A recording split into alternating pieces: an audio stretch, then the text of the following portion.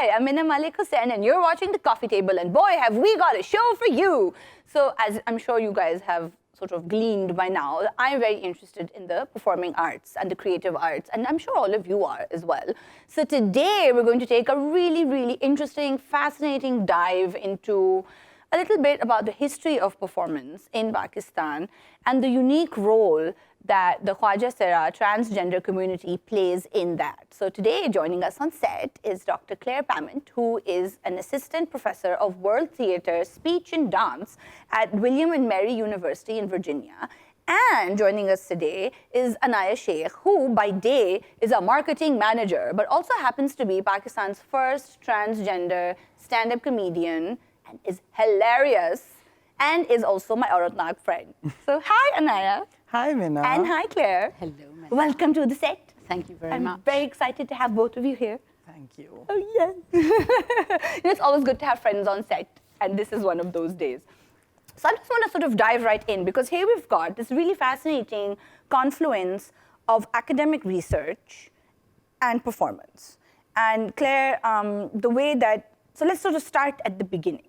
Now, I think that as Desis, we're really excited when foreigners come over and work here and live here. But I also say that once you've lived in Lahore, you're one of us now.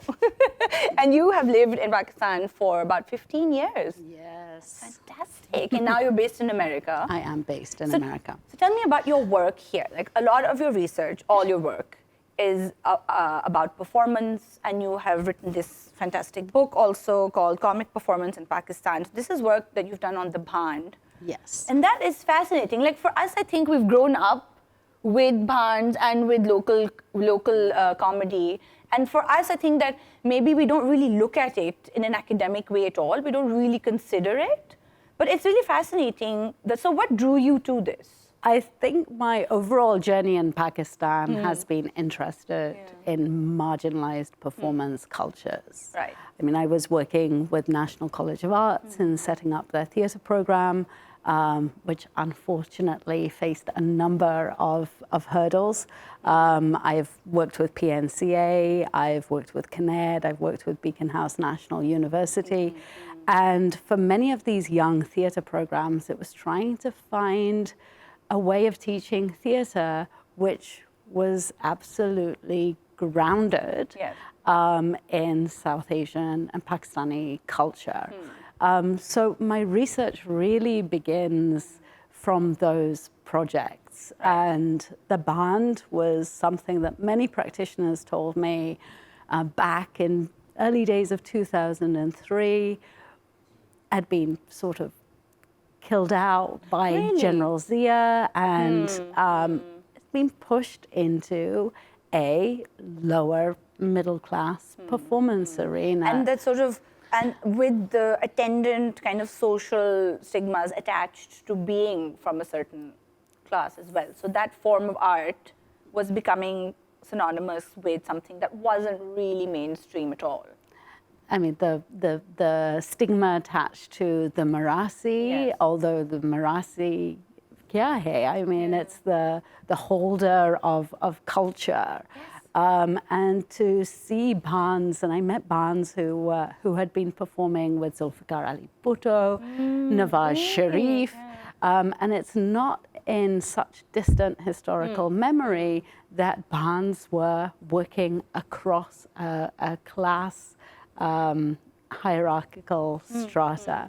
And I mean, the kind of comeback of bands or band-like comedy into programs like Hasbe Hal, which is and incredibly popular. Every single television channel, right, happened in the later stage of my research.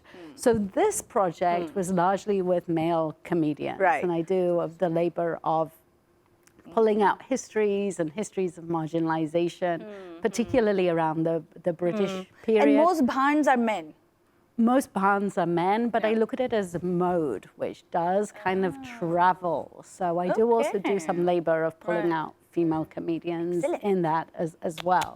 We've got one on the other end of the sofa. Got two. But speaking, we've got two. This is true. Yeah, this is. I know, I'm forgetting myself. I'm just like, oh, I don't exist.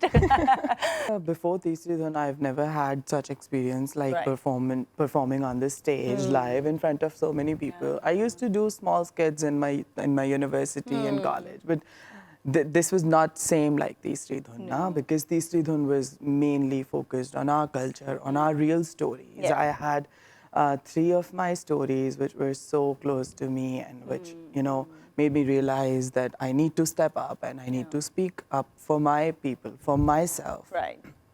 So during the rehearsals, during the brainstorming and all of the process of Teesri Dhun, we used to give our best. And I still remember that we used to get so much emotional and we used to, because when we were telling our stories, some of stories were really, really emotional and we got like, and there was, this was the whole journey. It took almost 6 months, right? To put together?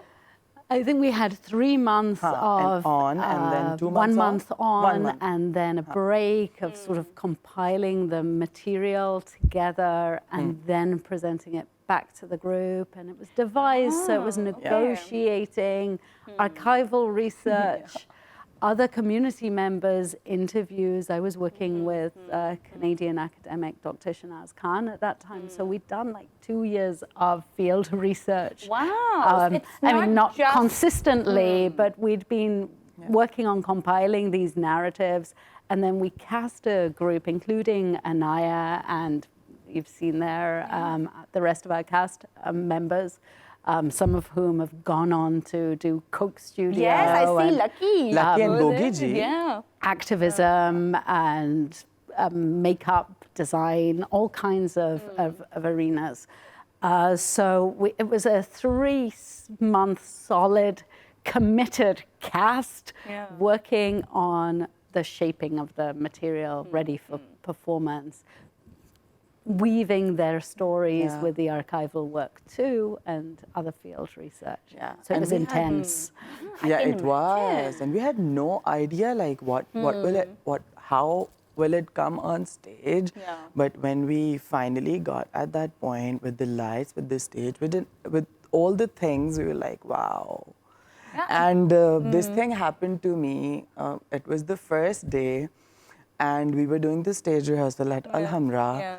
And almost 1 hour before the show, my mother called me and she was like, I saw the posters. Because I didn't tell that. They didn't know about it. No, they didn't know about it. Were you nervous telling them? No, I just didn't want to create a, like I want to do it and then show them that this is the thing which we did. Quite It's right. not like, because the concept of theatre in our society is like, because of the Punjabi theatre, it's not like positive. Yeah, and it's not seen as sort of, let's say, high class. It's That's not seen as also artistic. It's just seen as kind of, popular entertainment. Because of my mom used to tell me that before times, like before this Punjabi theatre, theatre was a proper thing, proper entertainment place to go. But now, I think with time and with the Punjabi theatre, and stage shows and that kind of culture. Even that is a performance. I am a huge fan of Nargis. I love her. I love all the Punjabi performers. But that's for a specific audience. So my mother had that image in her mind. So I didn't want to tell them. I just wanted to show them. But sometimes it's easier to show than explain. But then she called me and she was like, don't go on stage. And that was another experience. I had to turn off my phone. I was like, I am going on stage. This is what I'm going to do now, because I loved it. I loved it. It was so close to our heart. The stories, the performance and the response, oh my God. Wow. Teesri Dhun, in my life, I think, Teesri Dhun was the first time when the students, the universities, the colleges, they started approaching us for many documentaries.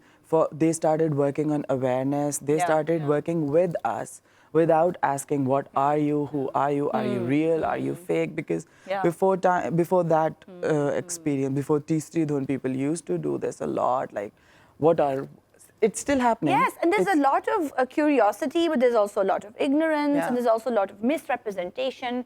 And I think we'll just cut to a quick break and come back and talk all about that in just 1 second. Stay with us.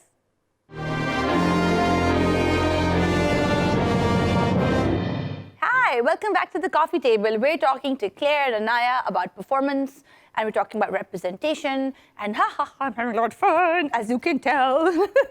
So Anaya, we were talking about representation and how before Tisri Dhon, people sort of weren't really aware of the transgender community as people that they could potentially be interested in. And I feel like a lot of that has to do with how complacent we are about many aspects of our culture, particularly creative culture, where, you know, performance is seen. There is that, like you said, that high-low divide. I mean, exists. It's after very Tisri strong. Dhon, it's not like Tisri Dhon is a first theatre which breaks everything. Yeah. All of those prejudices are still there on the ground. But I think what Tisri Dhon tried to do, as one of the directors engaged in it, was to bring together a whole load of cultural forms that the Khwaja Sara community have been performing for centuries, such as from Toli and Vadai, where they go house to house, often looking for a male child or a wedding to celebrate, which has served as really critical activism. It's not that with trans rights in Pakistan, everything is a blank page, right? There's been these long histories of struggle, of knocking door to door, of going in and singing and celebrating for heteronormative events from which members of this community who do not all fit in one mold, but who are often normatively denied. So to like give credence to some of these forms of art and labor, we've got birthday party scenes in there, and myself and Iram as directors in the rehearsal room, we found that we initially brought in all kinds of improv exercises and things I do in my university classroom, she does in theatre education context. But they were lost on this group. Like, we had to garner their trust. They were opening up narratives of exclusion, of pain, of vulnerability to us. I always remember one of Anaya's first questions to me and Iram, the co-director, was, if your child told you that he, she, or they were trans or Khwaja Sara, what would you do? And it was one of those beautiful questions which needs to be asked to the larger society of really, what would you do? Are we there to just patronize, or are we there to like really engage? And I think we need, theatre teaches us, because it's embodied. It's about often touch and contact. And Khwaja Sara bodies are very important, right? Yes. And if we engage that embodied sense of engagement, like, what do you mean? you know, as an ally, I can never understand myself how it is to be a trans individual. Yes. But to begin to look at the struggles that Khwaja Saras go through, which my research certainly tries to do, and Tisri Dhon offered a platform to exposing those struggles to a broader audience, I think has great benefit for the struggles we deal with as women, the struggles that exist in society regarding class. You know, it's intersectional. That engaging with those struggles can have great benefit for all of us. These are joint struggles. Khwaja Sara and trans people are not something to say, okay, they should have rights, but put them over there, right? Like, so theatre, because it's empathy, because it's bodies sharing stories in a shared time and space, opens up bodies to each other. Yes, and it's also your interaction. It's not just the performers, it's about an audience, it's about that interaction. And I feel like performance in itself, it's really interesting how the Khwaja Sara community, because has always been a kind of so involved in performance, and and we were talking earlier about this, about how the community has access to so many different spheres of society, where you go to Christian sehras, you can sing those. Celebration is for everybody, right? So if there's a baby, there's celebration there, and that's where the concept of vadhai also comes in, if I'm not mistaken. Yeah. Yeah. What is vadhai? Because it means celebration, doesn't it? Like Mubarakbad. Yes. Yeah. So vadai, So vadai is happening since the beginning of our culture, Right. Sara culture. Which is like centuries old, Yeah. especially in the subcontinent. Yeah. This is not new for us. This is or not it new shouldn't for be new. anyone. Maybe people who are living in the posh areas, they don't get vidais, but Yeah. people who are like in the heart of Lahore, they Yes. do get vidais. They really call you for Yeah. vidais. And there is a thing which I really want to highlight, that Yeah. we are the ones who go for these male childs Yes. to celebrate their sons, and they don't teach their sons to grow up and give respect to women, to trans Yes. women, to Khwaja Sara. Because the thing here is we go for their weddings, in all the celebrations, and we are like giving them blessings. And sometimes during this research we are doing, I came to know that people are waiting for Khwaja Saras to come, Yes. and give them the proper lori na. I myself did it. Oh, how exciting. Yeah, I myself Yeah. did it 3 or 4 days ago. Wow. Yeah. So I went there, and I was like, it was kind of a new experience for Yes. me, and I really wanted to feel how does it feel. It felt good. Really? And to be sort of part of someone's happiness and be welcomed into their Yeah. home in a positive, encouraging And way. then they themselves give you their child, the baby, to hold it, and then give him lori. They wait for the lori. They wait for the naat.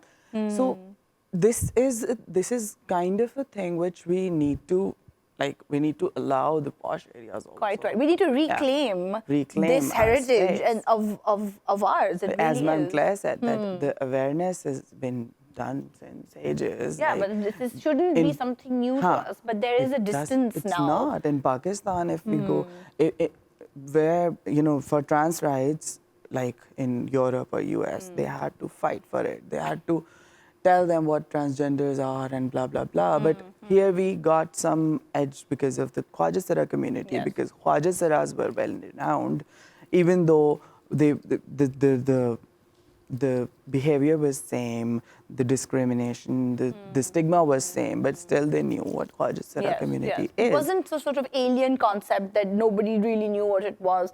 And again, like we've had Khwaja Saras in our communities, in our stories, in our books for centuries. They were there in the Mughal courts. They were there before that. I was watching another documentary that you did on Marginalized Hussain and his shrine. And there, Khwaja Saras are the only ones who are allowed to wash the shrine, because they occupied that kind of. It's not only about the shrine. Yeah. In Makkah and Medina, Absolutely. only Khwaja Saras can go in the Makkah and in the Inside the those grave sacred of spaces. Prophet Sallallahu Alaihi Wasallam. Only they're allowed to clean it. Only they're allowed to go inside. No one else. And this is since the start, since the 1400 years, maybe more than that. More now, because we always say 1400, but it's been how more. how can we ignore that we are in this world, we exist since then, we have a position. Islamically, if you go, when this transgender the transgender law was being passed, we had a difficulty. Mehlab and Aisha Mughal and other organizations, they were working for it. The Islamic Council came in and they started talking about, is it related to homosexuality? It is related to this. And then the community members who were working with it, they all had to sit there. They all had to explain them and, make them understand that excuse me, Yeah. you cannot relate it to anything else. This Yes. is transgender law. This is related to the Khwaja community, transgender community, and we really need it now. And this is about the right for people to legally exist in a country which belongs to them as much as it does to anybody else. Because before that, I have been working in different companies, but I never expressed my identity to them because I was scared. I had nothing to, rely on. There was no law. There was nothing. But now wherever I go for interviews, even in this interview, I'm so confident because I know I have rights now. I have rights in our law. And I can always tell them, excuse me. Yeah. This is in our law. Yeah, exactly. Even though the law has not been implemented. But again, I feel like implementation also comes down to more awareness, more people, and also people who are not part of the trans community, but that doesn't mean that we remain unaware of the rights that our fellows are not getting. Yeah. It's really vitally important. This is also why you guys are here. No, alliances are so important. I mean, just last week, there were 2 or 3 television programs which again resorted to this trope, which has been there for the most part of the last decade of who is a real Khwaja and who is a fake Nakli Berupia Khwaja. Just pretending. And no, I mean, there's been such horror television programs which have worked with these tropes where TV anchors have hounded Khwaja on the street, accused them of being gay, of being manhunters. And even after the Transgender Protection Act of last year that Anaya just mentioned, which gives Khwaja and trans people across the spectrum, including transgender men, including gender non-binary individuals, including also intersex persons. But still, even after those rights to self-identify without any prejudice, policing or medical bureaucratic gatekeeping, still these TV programs are going on where they're making some differentiation of who is real and who is fake. Hideous. I think in this context, it's terrifying. Yes. And then you've got to ask that while it's brilliant that you've got individuals, beginning to work in the Ministry of Human Rights, you've got strong activists who are working with different NGOs, you've had TV anchor people like Mina Malik, you've got Coke studio work going on, I mean, et cetera, et cetera. But those are still limited opportunities when you compare who knows what the numbers are. Quite right. But when you see in Islamabad, like recently, where Khwaja are being picked up off the street, it still works with these notions of real and fake, and I think endangers great precarity. There's a lot of moral policing which is going on in differentiating so-called real good Khwaja from a bad one. So the good versus bad. And that's incredibly complex, and I think we'll just cut to a quick break and come back to untangle those threads. Stay with us.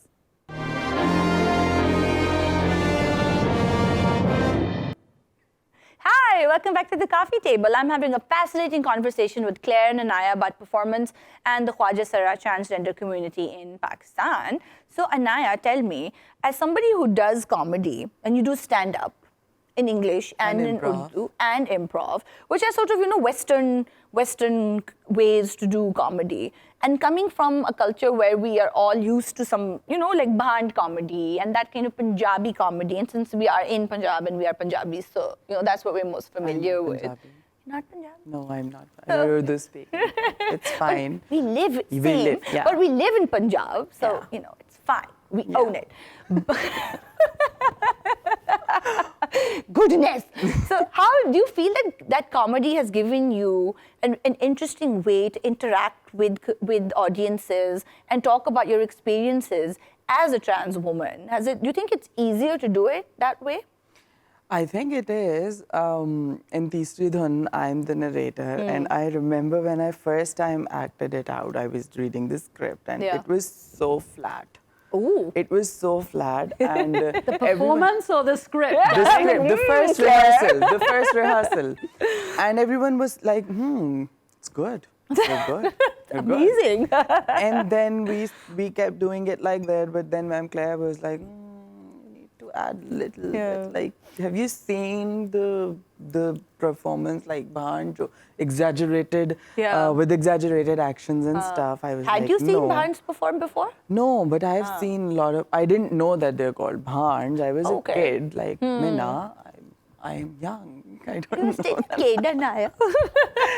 No, then I started getting that thing, and when I performed in Teesri Dhun, I always loved Bushra Ansari and Begum Nawazsh Ali. Yeah. They Everybody were loves both- Bushra Ansari. Who doesn't love her? So I picked up their Ali Salim. Yeah. I picked up their things, and I was like, okay. Their sort of let's do sense it. of comedy and their sense of timing. Then Sir Sarmat Sabahi, he came in, and he's like, no, move your hand. Ye kya hai? Putla hai. Oh, I cried that day, but after that, it was a beautiful thing. Yeah. And that was kind of, I was playing with the audience and, I was slapping on their faces, which I do, in a very lovely way. And they were laughing and crying at the same time. So, and then right after Teesri Dhun, I attended this show, Aurat Nahak, the first time I saw Aurat Nahak, and I was like, oh my God. This is what I want to do because it was so good. The girls talked about a lot of stuff which was real, but we don't talk about it. Quite right. Yeah. So it connected to me that I have a lot of stuff which is real, which exists in this society, but we are not talking about it. Yeah. Why? And why not? Exactly. Why not? And which relates. Yeah, which exactly. relates. And then I talked to, during the show, I talked to Zara and Yusra, and I got the message from them that if you want to join us. like, come on. Yeah, and I just joined the girls. No one had any idea about transgenders, about what they are, who they are. But during the meetings and meetups, the girls were sensitized enough. Yeah. And they also had confusions. Yeah, quite right. Obviously, at that time, I was living a totally different life because of the whole thing. Yeah, still transitioning. Yeah, still transition. I started transitioning at that time. So they had a lot of questions, and during the things I used to, and then we decided that I will talk about it at the show. And for the first show, when I performed in Aurat Nak, it was all about me and the experiences which we don't share. Yeah. And I was scared and happy at the same time. And I remember I was in that audience. You were in the audience. I was. And it was amazing because you had such a natural rapport with the audience and everybody was riveted because it wasn't, you were not being exoticized in any way. It wasn't fake. And was like real. Claire talked about bodies, and I feel like theatre is this fantastic way for people to really inhabit their body. Absolutely, and give confidence. Yes. There's pleasure, there's also resistance. And I mean, one of the key things with Teesri Dhun is that we did not want to present these individuals as victims, right? Yeah. That society has lots of problems, but they're your problems that affect us, but they're your problems. So that reversing of the gaze back. And Very important. We took the piece to the US. I was teaching at Yale University for a year. And we took a number of the performers to do a sort of mini version of Teesri Dhun in New Haven at Yale. And we adapted it. We brought in bits of Trump, jump, and we brought in the murder rate of trans people, especially of color in the US itself. Wow. Like, this is not an exclusively Pakistani problem. This discrimination is not an exclusively Muslim problem. In fact, Muslim cultures, as we've just discussed, have been often far more accommodating in the past. And yet, despite, you know, Anaya has this wonderful moment where she sort of becomes the statue of liberty, and unveils herself, but then throws the finger back to say how liberating it is to be in the US, but poking fun of liberation, of what is your problem with all of these murders. And despite that, I remember one person in the audience still said, now you're in the US, do you hope that your life will get better? And I think it was Anaya, that responded, actually, we hope that life will get better for you after witnessing Tisri Dun. Yes! So, I mean, think of how many victim narratives have been made. Like, of course there are issues, of course there is prejudice and stigma, but there's a lot of agency within the community. And we look at performance, potential there gives us a window into those worlds of agency, Vidai, knocking on the door and making those doors open in a society where doors are often closed. We're feeling really happy about that. That's a nice comeback, Anaya. Well done. I had to. I was like, we came here to tell you what are the issues in your country, in our country. The issues are same for us. So we came to US, you didn't come to us. And they're like, oh, wow. They became my friends afterwards. Nice.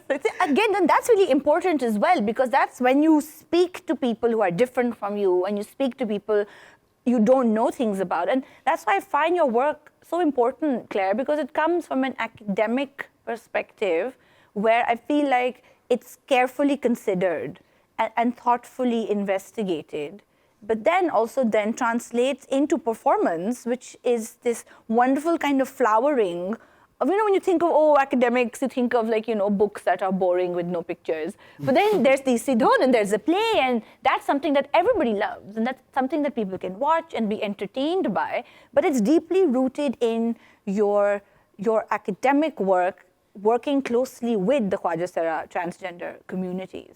And I feel like that kind of representation is so crucial, because there are a lot of people out there who are writing about the community but know nothing about them. Like, I believe there are a lot of like shady Urdu books floating about. There's not a lot of shady Urdu books. There's a very limited number of them. Just don't read them. But we were reading together one.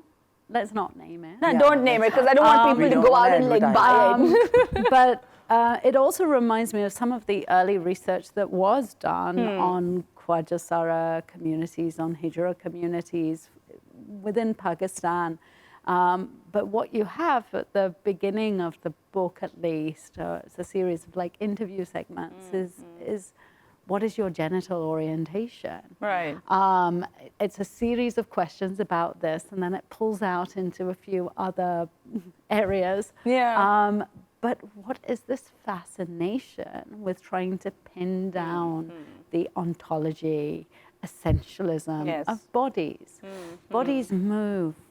Performance teaches us this, right? Bodies do things. Bodies adapt in different environments. And I think the way that Khwaja Saras do adapt, and in circumstances of hostility, for survival, for pleasure and resistance, is super interesting. But this problem is not just in books. This problem also exists in TV programs galore. And that's why I think it's really important that people of the community are sort of reaching back out. It's like you're pushing back. There is resistance. There is resistance, because I'm really heartened by how the Khwaja Sara community is sort of taking back that narrative and making it their own. And you see people who are now doing more mainstream things. You know, there's you doing stand-up. We talked about Marvia, who's doing the news. We can actually count them. There are few. Marvia, me, Kami, Aisha. Lucky and Gogi, who are performing and singing. Maya Zaman, she has her own boutique. 7. And there's more. And there's more. There's more who are working in who are activism. activists and NGOs like Khwaja Society, KSS. In Karachi, it's Jia Foundation, Bindia Rana, Nadra, from KPK.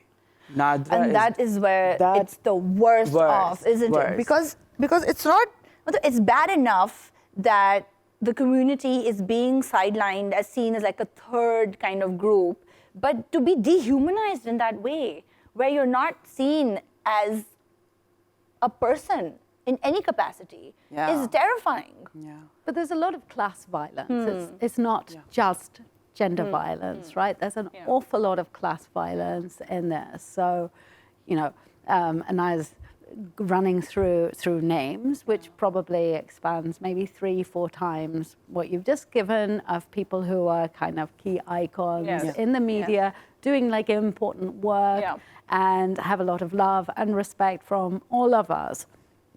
But these are limited numbers, and those who are doing Vidai, those who are begging on the streets. There's one individual we both interviewed recently who was previously working in an NGO, but had such a meager salary. So you've got to remember that these transnational fundings as well, the economy, when you're on the lower ranks of it, is miserly. There's a lot of exploitation in those worlds. So she found it was more survivable for her to be begging. Wow. But the kind of pressures she has from police, from others who are giving so-called police protection, all kinds of, and so the kind of class the struggle is on so many levels. On so many levels. Anaya, what can we do? What can sort of heteronormative people do to help and provide support? What would be sort of effective other than like taking you out to dinner? No, I'm kidding. But in all seriousness. But let's do that after the show. But okay. No, but in all seriousness. As a society, I think we are doing everything for ourselves. Okay? So I always say this for the society, please don't make it difficult for us. I don't get it when people tell me or someone, oh, I know what Khwaja are. Yeah, but how do you know? I know. I mean, who are you to decide what genitals should we have? We don't ask for your genitals. No. And who is real I and who know is not, you're a woman. who isn't. I know he's a man. I know that who you are. I've never asked you about your genitals.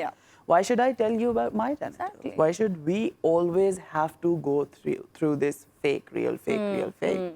And it should be enough that whatever you are saying is who you are, and that should be enough. Yes, and the people who are writing books about us, who are doing things, who are doing research, like Ma'am Claire Pamment, she is super sensitive about this stuff, which should be there and which shouldn't be there. There are a lot of things which are not supposed to be publicly out. Right. But they are not. There are personal life. There are decisions. Our life. We don't want you to. There's ethics. And there's a way to go about it. And humanizing rather than objectifying. Quite right.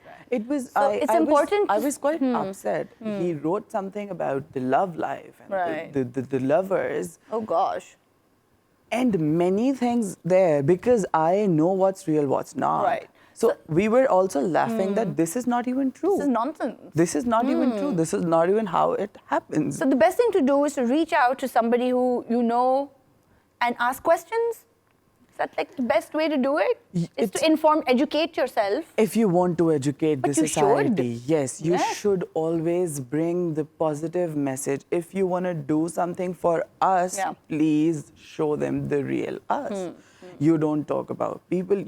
We have been doing this research on Vidai, and you can't even imagine that what is their life like. They are doing everything at the same time. Awareness, earning, going street to street, knocking door to door. Earning a livelihood just like anybody else does. And there are many people who actually give us respect. Yeah, and they should. Who let us, like, who don't even say, okay, don't come in. They're like, Yeah. okay, sit. Do you want water? Of Do you want course. something to eat? Yeah. Why? Because they know they've been in, they've been in contact with us since Yeah, ages. yeah, yeah. There Of were course. people who were telling us that, who were telling me that if someone is sitting there, their gurus also used to come our house, then their gurus also used to come. So they're knowing 3-4 Yeah. generations Yeah, of Khwaja Saras, and the Khwaja Saras also know their several generations. generations of a particular And that's family. such deep community ties. And these are Absolutely. things that we really can't afford to forget. Yes. I don't And think how so. I mean, important it is. Rima Jan was one of the first individuals Yes. who took me along to Vidai with her 5-6 years ago. This is a dancer who's been performing in Muscat, in the Wow. popular Punjabi theatre, but returned to Vidai as a space where she could be herself. That's so beautiful. With these kind of community linkages. In terms of what I think should be done in terms of building allegiances, I mean, I think we need to, every time there is a possibility of one Khwajasara or trans representation, I think we need to throw open the doors, Yeah. right? Yeah. You have one entry for one person, you open the doors to more and more. Absolutely. Every television channel should have Khwajasaras employed. Yes. The amount of skills, beautiful Yeah. performances of talent. Yeah. The film industry keeps crying about its lack of dancers. These are cultivated skills within this community. It is right They've been there. traditional livelihood. They should be embraced. Absolutely. So thank you so much, both of you, for being on the show. And this is a fascinating conversation. And I wish that we could just keep on talking, but maybe for another show. Thank you so much. It's been Thank wonderful. you. Thank you so much for watching. If you're watching this on YouTube, don't forget to like and subscribe. And also, Vadai Performance Art is going to be performed at Olomopolo in Lahore on the 11th of November at 7:30. So if you have questions, if you are curious, and even if you just want to come out and support the community, do come, join me there. I'll see you next time on the coffee table. Bye now.